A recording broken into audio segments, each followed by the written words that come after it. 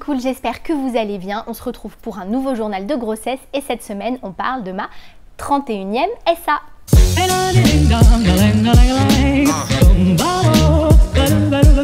Ça y est, je suis dans la dernière ligne droite. Il ne me reste que quelques semaines avec mon bébé dans le ventre avant le grand tourbillon. Donc là, ça commence à s'accélérer et je ressens vraiment la fatigue. C'est-à-dire que là, je suis vraiment cassée. Il faut que je me couche très tôt. J'ai du mal à me lever le matin, la journée, il me faut de nombreuses heures de calme, assise dans le canapé à ne vraiment rien faire, sinon je me rends compte que je ne tiens pas du tout le coup. Je commence vraiment à être fatiguée, ça c'est le gros point notable à ce stade de ma grossesse. L'évolution de mon ventre, eh bien vous l'avez vu il y a quelques secondes. Au niveau du poids, écoutez, je grossis tout doucement. J'ai pris 7 kilos depuis le début de ma grossesse, donc c'est extrêmement raisonnable. À 2 mois de la fin, je trouve que c'est très honnête, donc on va voir comment ça va évoluer. Bon, j'imagine qu'à partir de maintenant, je vais prendre beaucoup plus puisque bébé va beaucoup plus grossir, donc on va quand même surveiller ça, mais dans l'ensemble, tout va bien. Hier, j'ai rencontré donc mon gynéco pour ma visite mensuelle, donc mes bilans d'urine sont bons, le col est toujours bien fermé, donc de ce côté-là, tant mieux. Voilà, de son point de vue, tout se passe très bien. On a fait comme à chaque fois une petite écho rapide du bébé.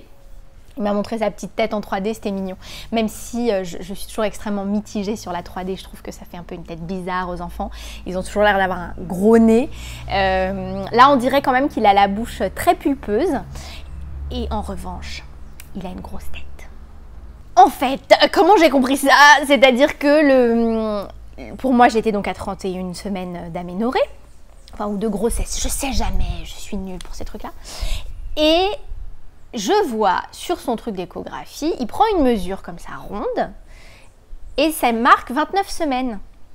Alors je lui dis, alors je me suis trompée, je suis à 29 semaines de grossesse, 31 semaines d'aménorrhée, etc. Il me dit non, en fait, ça indique l'âge physique du bébé, c'est-à-dire qu'il avait l'abdomen, parce que c'était l'abdomen qui mesurait, d'un bébé de 29 semaines. Donc un petit bidon, rien d'alarmant. Et là, il commence à prendre les mesures de sa tête. Je vois mon gynéco qui se lève et qui me dit « Je vais quand même vérifier le terme ». Il revient, je regarde l'écran, mon bébé a la tête d'un enfant de 34 semaines. Alors, pas d'inquiétude, je pense, enfin, en tout cas le gynéco avait l'air extrêmement détendu par rapport à ça. Petit contraste quand même entre les 29 semaines du bidon, les 34 semaines de la tête. Bon, a priori, il n'a pas eu l'air angoissé, donc moi non plus. Le bébé va bien, son cœur bat bien, il a tous ses organes sont normaux. Alors après, ce qu'il m'a dit quand même, c'est qu'il n'était pas très bien placé pour les mesures. Il y a toujours les 10% de marge d'erreur. Prions, parce que s'il a une grosse tête, comme le dit si élégamment mon gynéco, le passage coûte un petit peu plus cher. Fort heureusement, dans 15 jours, j'ai ma toute dernière écho, donc ce sera vraiment l'occasion de faire une morpho complète, de voir tout, de prendre toutes les dimensions. J'imagine qu'on fera une estimation du poids aussi, donc voilà. On va pas s'affoler d'ici la prochaine écho.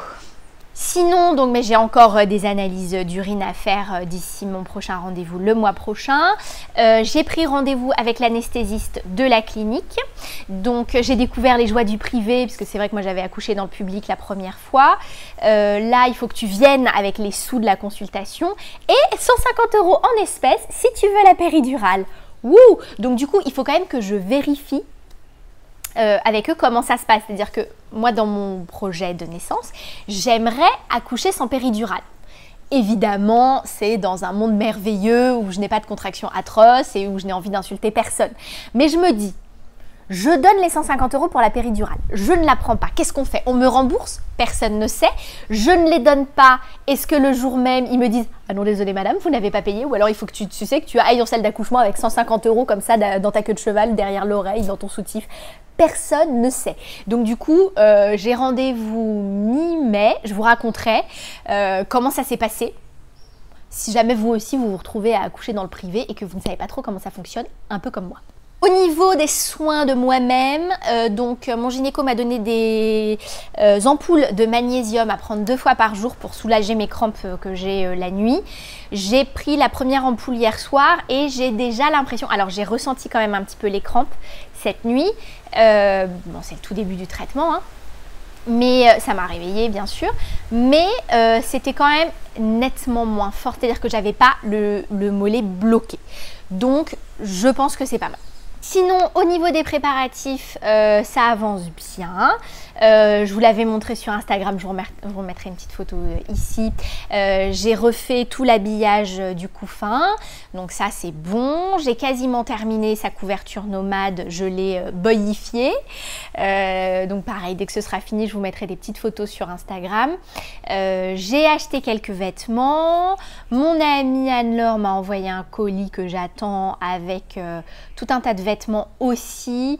J'ai racheté des petits trucs chez Kiabi, un peu de base, des serviettes de bain, vous savez, les petites capes de bain, voilà, des langes, des petits trucs comme ça, vraiment de roulement.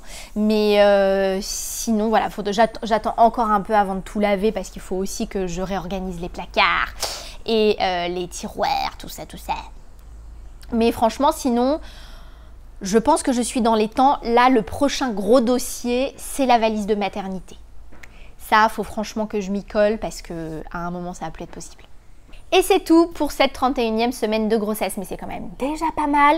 On se retrouve évidemment la semaine prochaine pour un tout nouveau journal de grossesse. Et puis je vous prépare aussi une petite vidéo pour mardi. Je vous fais des gros bisous. N'oubliez pas de liker cette vidéo si elle vous a plu. Abonnez-vous si ce n'est pas encore fait et parlez-en à vos amis. Plus on est de fous, plus on rit. Allez, bisous, à plus.